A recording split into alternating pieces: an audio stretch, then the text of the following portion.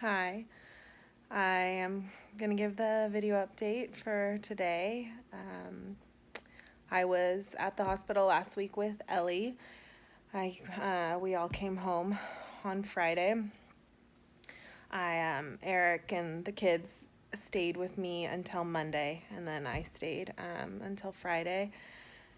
It's I was thinking about what to say on this update, and Eric and I have been talking throughout this week and working through my emotions, and he thought that it would be best if I did the video alone, this update, and kind of just talked about what I've been going through a little bit personally and just where I'm at. It's been 9 weeks since the accident on Thursday, and I think I've been on such a roller coaster of emotions these past 9 weeks, as I'm sure everyone can imagine, and they've just gone up and down, and they're ever changing. I think now, as we're trying to figure out some sort of routine with the phase that we're at in our situation, they change. My emotions change. I think for me, this past week, it's just been like exhaustion. I just feel completely drained in every aspect, in every way. It's getting a little more difficult as Ellie becomes more aware and she's more awake. It's so hard to leave her. She just cries so hard when we have to say goodbye, and it breaks my heart. And she cries, like hyperventilate cries when she sees me, and it just breaks my heart. Like, I just feel like I'm this horrible mom abandoning my child. And it's so hard as a mom. If you're a mom, I'm sure you know just the feeling of being away from your child and separated when it's not like a date night or a weekend away. It's so painful, and it's just so difficult. And then when I'm there at the hospital and when I'm with her, it's where I want to be, but I'm also miss Caden and Adeline so much, and Eric. And when they say goodbye, or when they said goodbye on last Monday, it just hits me so hard. Just my family being separated, and not by choice, or for a vacation or a break or any of the normal times that we've been separated, or even when Eric's away on business for work. It's different reasons, and it's just getting really difficult and really exhausting. And it's just been really hard, and we're trying our best to figure out how to do this with alternating weeks. Eric's about to leave to go down there to do this week, and I miss Ellie so much, and I just want to I always tell Eric every time we're there, I'm like, I'm just taking her. I'm just gonna put her in the car, and we'll figure it out. He has to be more of the voice of reason, and it's difficult. So I'll be here this week with Caden and Addie, and that's good, and I'm excited to be here, and they need me too, and I need to be with them and try and get more rest. I average probably about 3 hours of sleep a night. If you knew me prior to this, you know that I struggle with sleep as it is. I struggle with insomnia and going to sleep in general, and now my nerves and anxiety are just at an all-time high, and so it's really hard to get sleep and rest when my mind's just constantly racing. I was messaging a friend who has had a child who has spent lots of time in the hospital, and I just feel like I can relate in a different way to people who've experienced either children who've gone through a sickness or a time in the hospital, and I think that's why I find so much comfort from the people who we've met on the rehab unit. And this mom, she told me, I was just kind of expressing a little bit of what I've been going through and what I've been feeling, and she said a nurse had told her that there's the old you, and then there's the new you, and there's no going back. And it's hit me so hard since she said that, just thinking about that and just kind of trying to figure out who the new me is. And it's like I don't even remember the old me.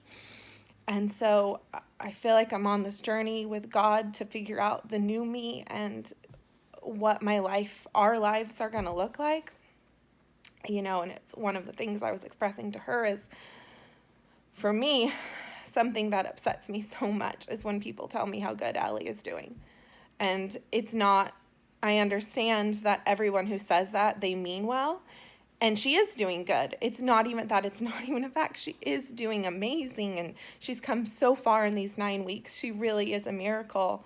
It's just, for me as her mom, to hear that she's doing good, it makes me so angry to hear that from people, because I'm like, but she has a traumatic brain injury, and she broke so many of the bones in her body, and she's living in a hospital, and she can't walk, and her speech is very, you can barely understand her, and she's in this situation. So it makes me so angry and frustrated, and I feel like I can't relate to you, and I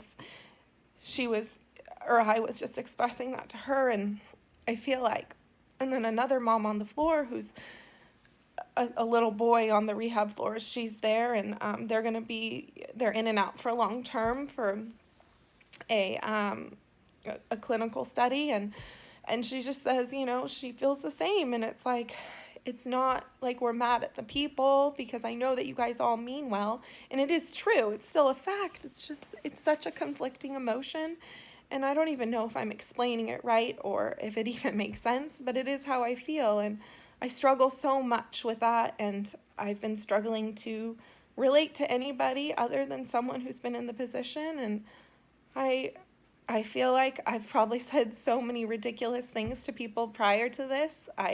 Now being in the situation, I'm sure I've said that same thing. They're doing so great, and you've got this, and it's going to be great, and you're trying to be encouraging and loving, and that's good. Those are good things.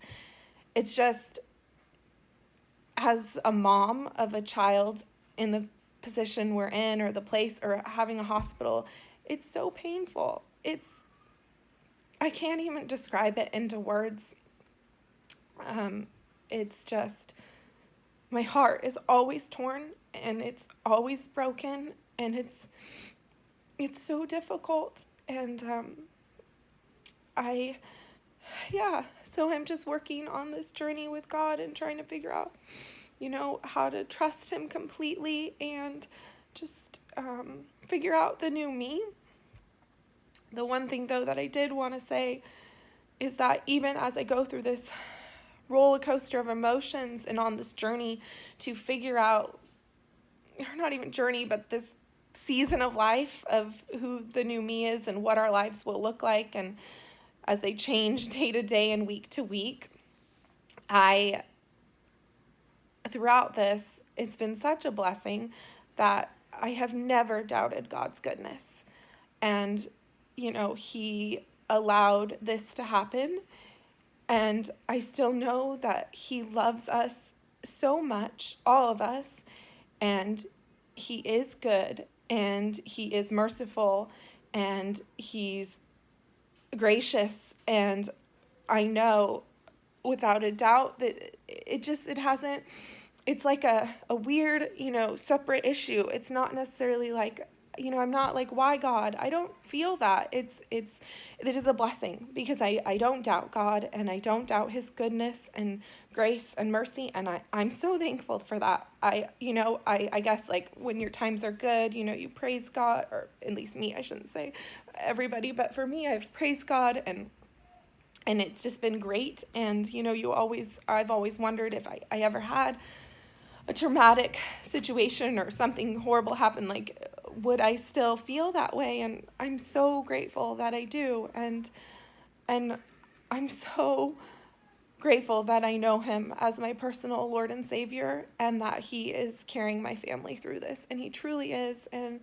I thank you guys for all your prayers and your support and everything, because they are helping us get through these times.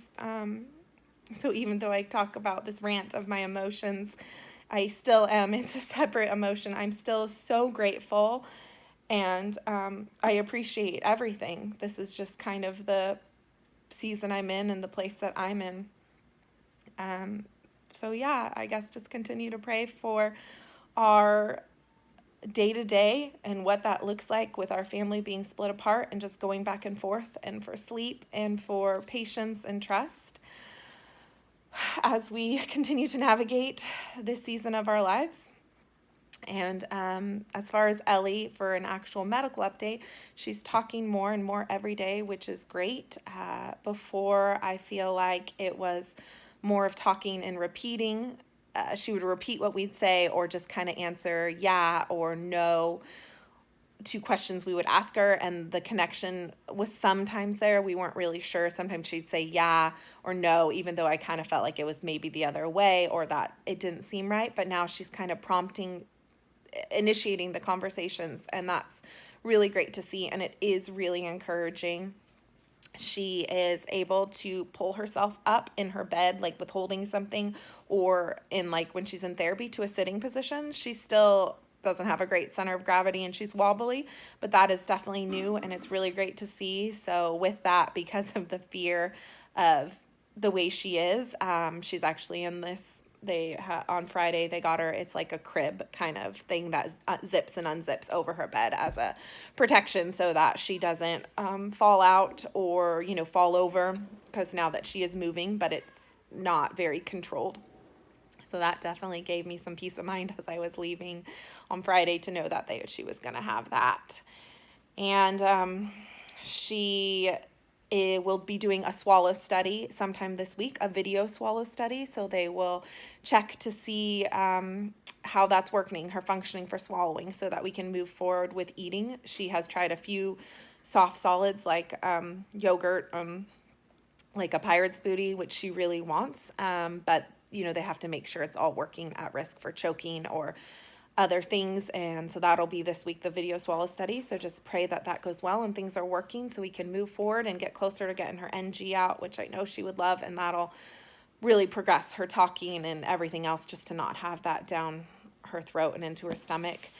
And she also, they've talked about like impulse, and they call it stuffing. And so with her brain, with brain injuries, they're not always able to control like their impulse. So this week, Eric was down at the park with her and with Addie, and Addie was eating like potato chip, and Eric had it, and she was saying something to Eric, and he was trying to figure out what she was saying. He said yellow because the bag was yellow, or chip, and she just reached over and grabbed the chip and shoved it in her mouth and ate it.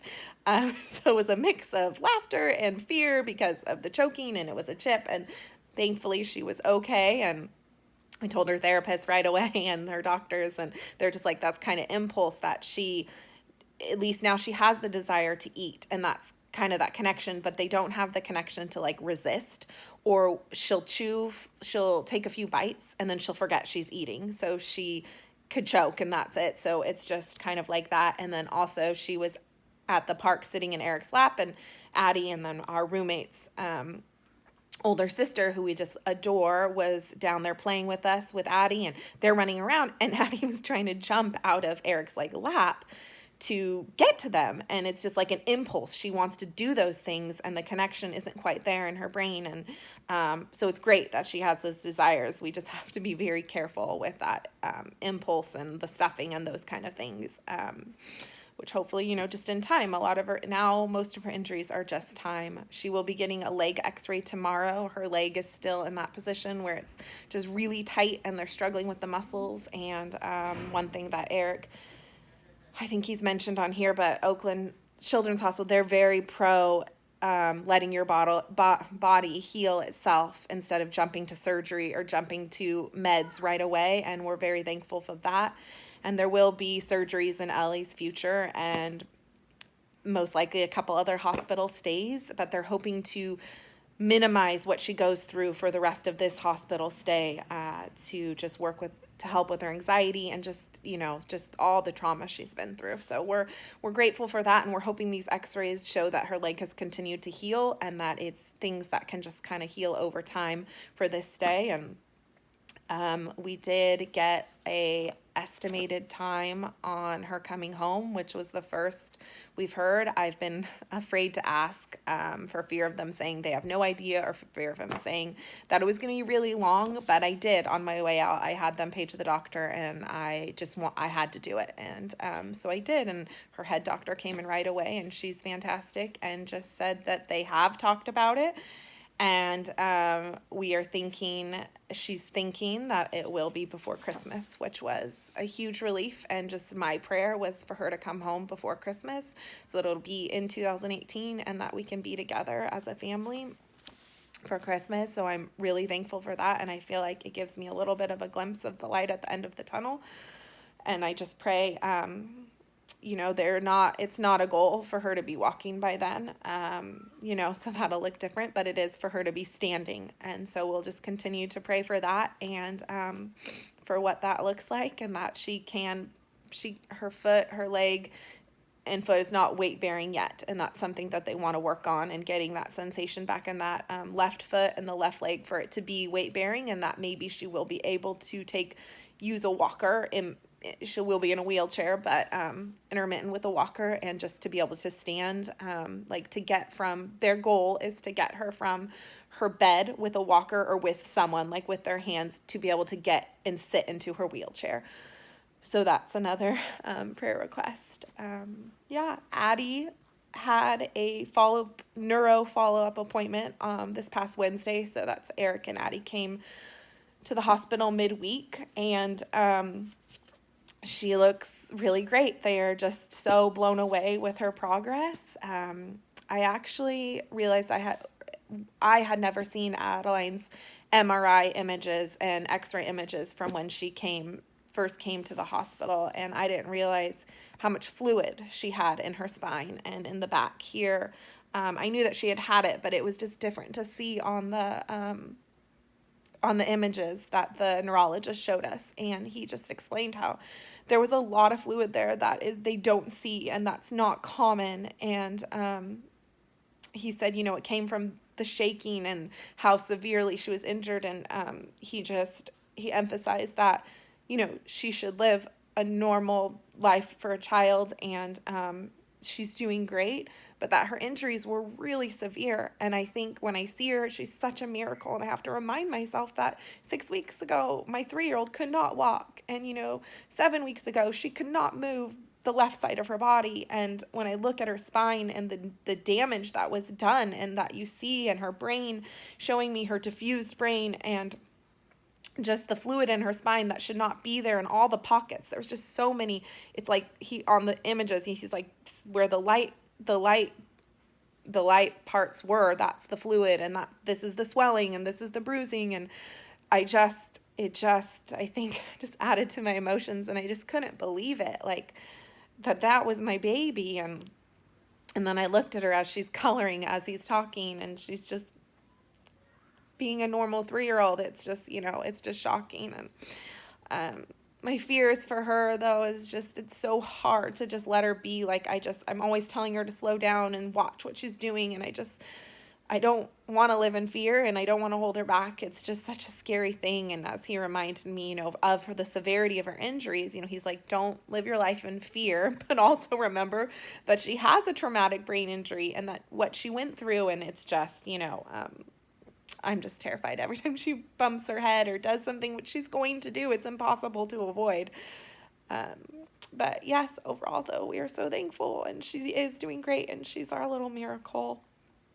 And she'll have another follow-up this week in Oakland as well. So her and I will head down later in the week and go to her appointment and spend some time with Ellie. And then we'll come home for a day so we can do Caden's Harvest Festival at school and spend time with him. And then we'll all head back for a couple days, and then I'll stay next week as of the plan now. So, I think that's it. And thank you for letting me express my feelings for a really long video, and just be open and honest. And we truly do appreciate all your prayers and love and support and everything that everybody's done. So thank you.